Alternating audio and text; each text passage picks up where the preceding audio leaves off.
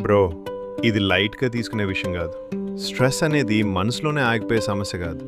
అది శరీరంలో లోపల పని మొదలు పెడుతుంది. మనకు టెన్షన్ పెరిగిన ప్రతిసారి శరీరం కార్టిసాల్ అనే హార్మోన్ విడుదల చేస్తుంది. దాని ఉద్దేశం ఒక్కటే, ఏదో ప్రమాదం వచ్చినట్టు శరీరాన్ని వెంటనే సిద్ధం చేయడం. కార్టిసాల్ సాధారణంగా అవసరమే, కానీ సమస్య ఏంటంటే ఈ రోజుల్లో నిజమైన ప్రమాదం లేకపోయినా మన మనసు రోజు అదే టెన్షన్లో ఉంటుంది. అంటే శరీరం రోజు ప్రమాదం వచ్చినట్టే స్పందిస్తుంది. దీనివల్ల కార్టిసాల్ రోజు ఎక్కువగానే విడుదలవుతుంది. అప్పుడు కాలేయం రక్తంలోకి అదనపు చక్కెరను వదులుతుంది, శరీరానికి వెంటనే శక్తి కావాలన్న సంకేతంతో. మొదట్లో శరీరం దీన్ని సమతుల్యం చేస్తుంది, కానీ రోజు ఇదే పరిస్థితి కొనసాగితే చక్కెరను అదుపులో పెట్టే వ్యవస్థ నెమ్మదిగా బలహీనపడుతుంది.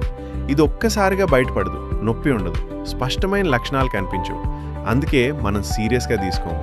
కానీ లోపల మాత్రం రక్తంలో చక్కెర స్థాయి నెమ్మదిగా పెరుగుతూనే ఉంటుంది. ఒక దశ దాటాక అదే షుగర్గా మారుతుంది. ఇది ఒక్క రోజులో జరిగే విషయం కాదు బ్రో, నెలలు, సంవత్సరాల పాటు శరీరం భరిస్తూ ఉంటుంది.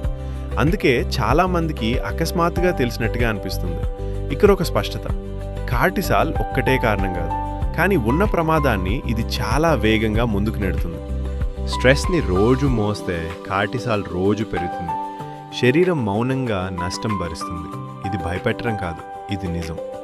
ఇప్పుడు అర్థం చేసుకుంటే తర్వాత వచ్చే నష్టాన్ని ఆపుకునే అవకాశం ఉంటుంది.